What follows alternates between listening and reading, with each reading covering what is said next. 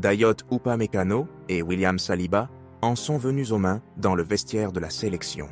Et le chaos qui en découle pourrait bien fracasser tout ce que Didier Deschamps a construit avant le Mondial 2026.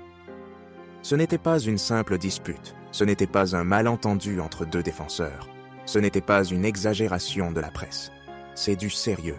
On n'avait jamais vu ça à quelques semaines du premier stage décisif de préparation, et il y a un détail que la FFF n'a toujours pas confirmé publiquement. Selon des sources proches du stage, la vidéo de l'incident circule déjà en interne. Et le pire n'est même pas encore sorti. Dans les prochaines minutes, tu vas comprendre exactement ce qui s'est passé et pourquoi ça change tout pour la France au Mondial. Quand ça arrive à quelques mois du premier match aux États-Unis, ce n'est pas un problème ordinaire. C'est une fracture du vestiaire. C'est deux piliers de la défense française qui s'effondrent l'un sur l'autre. C'est l'autorité de Didier Deschamps qui vacille. C'est le collectif qui craque. Les supporters comptent sur cette charnière centrale pour tenir bon pendant tout le tournoi. Les tacticiens du monde entier regardent comment Deschamps va gérer ça. Et les coulisses de tout ça sont pires que ce qu'on croit, parce qu'il y a des tensions qui couvaient depuis des mois, des ambitions qui se heurtent, et une hiérarchie qui ne tenait que par un fil. Mardi soir, au cœur du stage de la sélection, tout a commencé pendant une séance vidéo critique sur les automatismes défensifs. L'équipe était réunie, les écrans allumés, Didier Deschamps analysait les actions de défense collective avec le staff technique. Et c'est là que ça a dégénéré. Selon des informations qui circulent, Upamecano aurait eu une remarque directe sur une action défensive, quelque chose qui visait la responsabilité collective. William Saliba aurait répliqué, pas agressivement au début, juste une remise en question publique des consignes d'Upamecano. Le ton a monté. Les deux défenseurs se sont levés face à face. Le reste de l'équipe a commencé à sentir que ça allait exploser.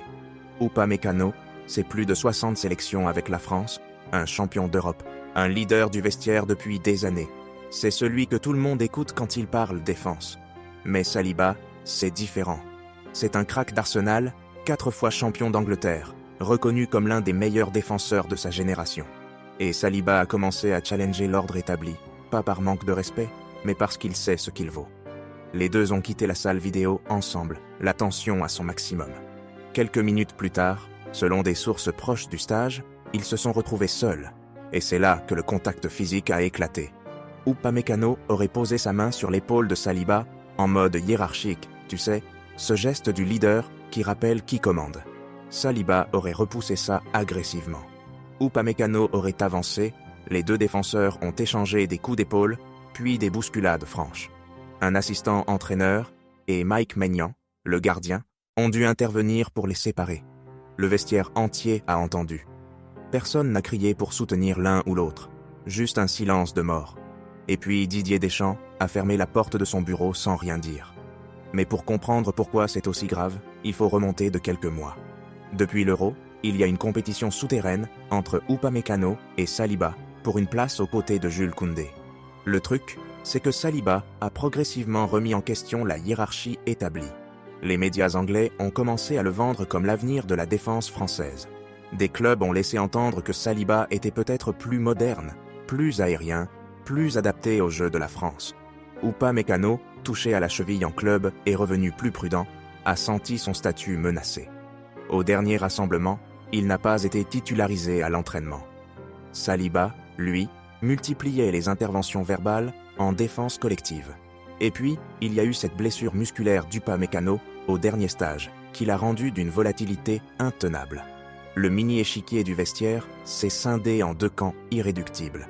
D'un côté, les anciens, ceux qui ont gagné l'Euro avec Upamecano, qui défendent l'ordre établi et la stabilité. Jules Koundé, les défenseurs de la vieille garde, le staff technique qui connaît son leadership depuis des années. De l'autre, les jeunes, les ambitieux, ceux qui admirent l'audace de Saliba. Bradley Barcola, Warren Zaïre-Emery, Malo Gusto, Maxence Lacroix. Et au milieu, les neutres qui regardent, sans oser intervenir, intimidés par l'ampleur de la rupture. Et reste, parce que le détail le plus polémique, je l'ai gardé pour la fin. Les réactions ont explosé immédiatement. Aurélien Tchouaméni, qui partage le vestiaire avec ses deux défenseurs depuis des années, aurait exprimé son malaise auprès du staff. Mike Maignan, l'autorité morale de ce groupe, aurait tenté une réconciliation. Didier Deschamps, submergé, aurait demandé un rapport d'incident à son assistant. La fédération française a exigé des explications. Les réseaux n'ont pas attendu. Les supporters se sont immédiatement divisés. Les uns défendent Upamecano comme le garant de l'expérience.